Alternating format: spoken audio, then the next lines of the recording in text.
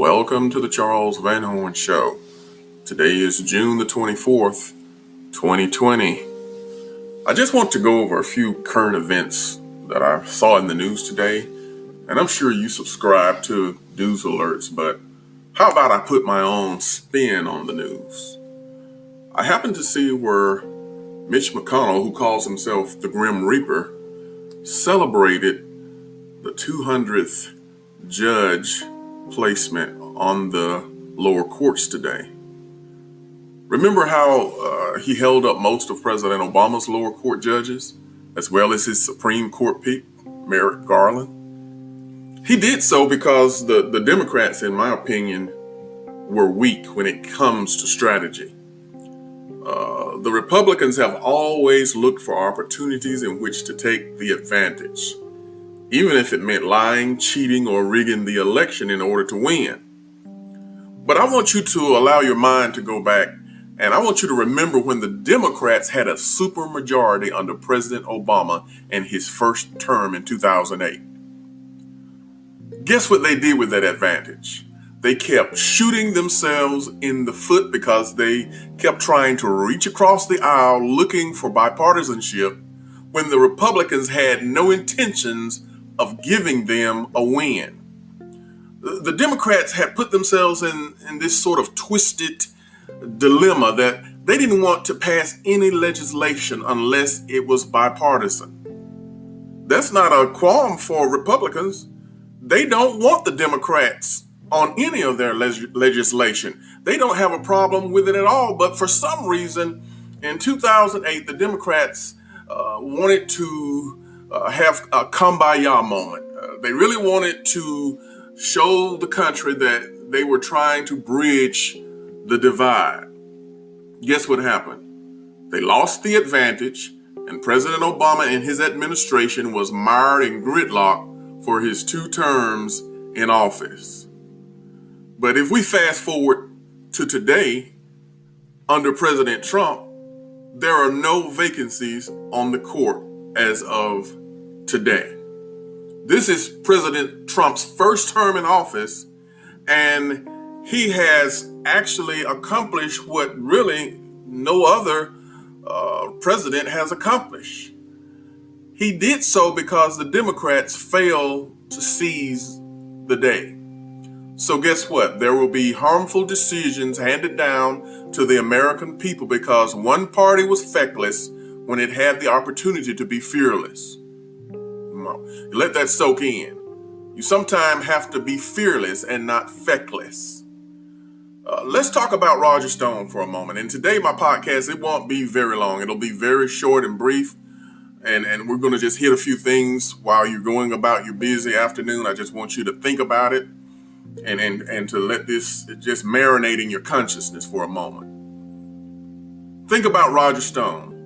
Roger Stone, who lied to the FBI. Roger Stone, who was working with the Russians so that President Trump could win. Apologize for that. So that President Trump could win. They were doing all sorts of under the table deals. They were making all type of deals, and the Russians actually did interfere in the 2016 elections. If anyone didn't know, they did interfere. But as it relates to Roger Stone, he was actually convicted of a crime. He went ahead and confessed to those charges that the FBI had brought against him. Well, President Trump said that Roger Stone didn't really receive a fair trial and that all of those charges should be dismissed against him. So guess what? Roger Stone grew tired of waiting for Judge Sullivan to rule on dismissing the case against him. So he and his lawyers, they sauntered on down to the U.S. Court of Appeals for the District of Columbia Circuit, a court made up of 3 judges. The judges voted 2-1 to dismiss the case against him. Think about that. He broke the law. He was convicted by a jury of his peers. But he had a friend in high places. And that friend put his hand on the scale, and now it looks as if Roger Stone is going to get a free pass. I want you to think about it. If any one of us had done what Roger Stone had done, we would have had the entire book thrown at us. So don't believe the saying that nobody is above the law. We're seeing it every day in the Trump administration where people are committing high crimes and misdemeanors. We don't even want to talk about the Attorney General, Bill Barr. He is putting his finger, and not just his finger, he's putting his whole two hands and pushing down on the scale.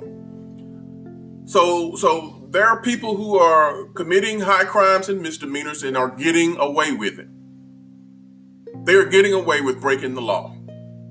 And it looks like there's nothing we can do because nobody is going to stand up against them. We are actually in a period where if you think that party affiliation don't matter, you need to have your head examined. Party affiliation matters, and it looks as if a lot of people are putting party over country. And when that happens, a lot of people in the country tends to suffer. And we get the shaft. We start getting the raw deal. We start being screwed. So I want you to think about it the next time you say to yourself, I wonder why the system is the way that it is. It is because a few years ago somebody failed to stand up. Somebody failed to do what was necessary. And if they had done their part, we wouldn't be in this dilemma we are in today. Remember when Mitch McConnell didn't fill the vacancy on the Supreme Court that Obama had chose? Merrick Garland, you remember that?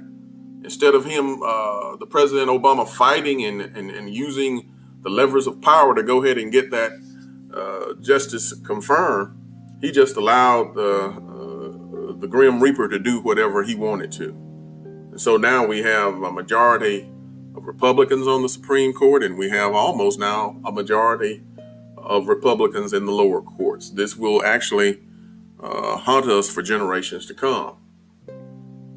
Now, I want you to know that there is one last point I'm going to make today. This is something that I wanted you to think about. There was a bill that was going to be voted on today. It was a bill the Republicans as well as the Democrats had sort of labored on. They went behind closed doors and came up with a bill that they wanted to get passed. It was called the Police Reform Bill. Now, in my opinion, neither bill went far enough. Just my opinion. Neither bill went far enough because it banned chokeholds in one bill, and in the other version, the Senate version, the House version, it banned chokeholds completely. But in the Senate version, it would cut off so much funding if a department used chokeholds. There was some other stuff that they talked about, like doing away with qualified immunity. Do you know what qualified immunity is? Qualified immunity is where it protects a police officer from civil suits, covers them if they happen to get into a legal bind where they inadvertently told the truth, but did so probably without legal representation. Guess what?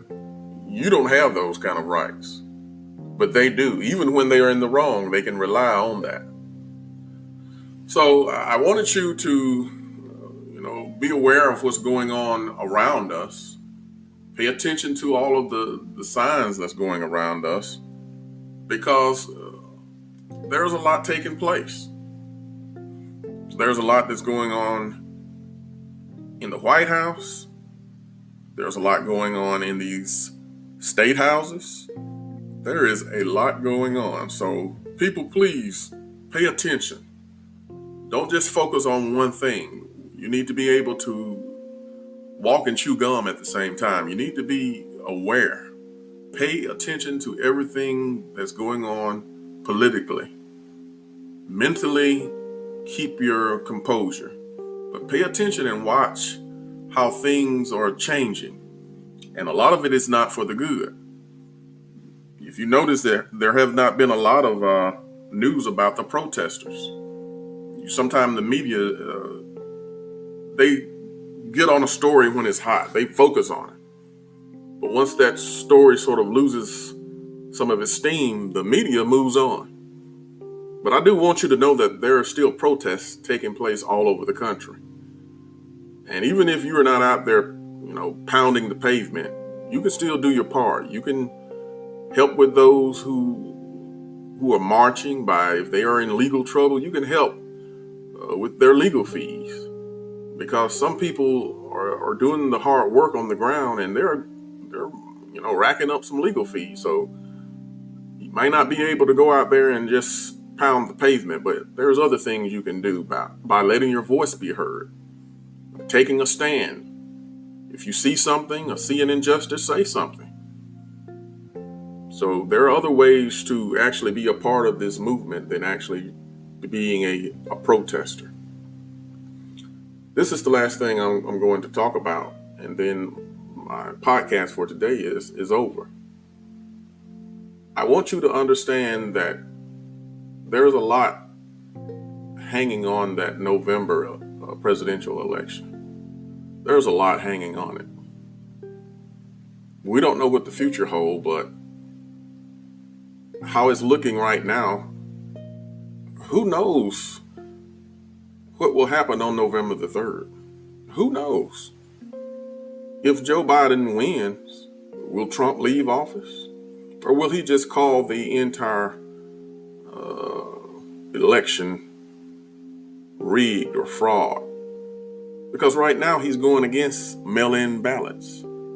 He's saying that people who use these mail-in ballots are cheaters. He doesn't like it, and as long as he keeps putting enough of that out in the ether, and the people start hearing that, the people who are always suspicious of government, they're going to start believing the lie that the mail-in ballots are a way to cheat. Really, mail-in ballots are very, very good because there's so much to prove on a mail-in ballot. Several things have to line up on that mail-in ballot. And so they actually did an investigation and found out that over the last, I believe, 10 years, there were only like 200 cases of voter fraud out of millions and millions of people who had used mail-in ballots. So I want you to stay aware, pay attention to what's going on. There is a lot going on to distract us, to take our eyes away from what's important. But make sure you watch everything and be very observant. This was just my idea of just giving you some news that you can use as you continue your day. Don't forget to subscribe to my YouTube channel and tell all your friends about my podcast as well. So until next time, I want you to stay safe,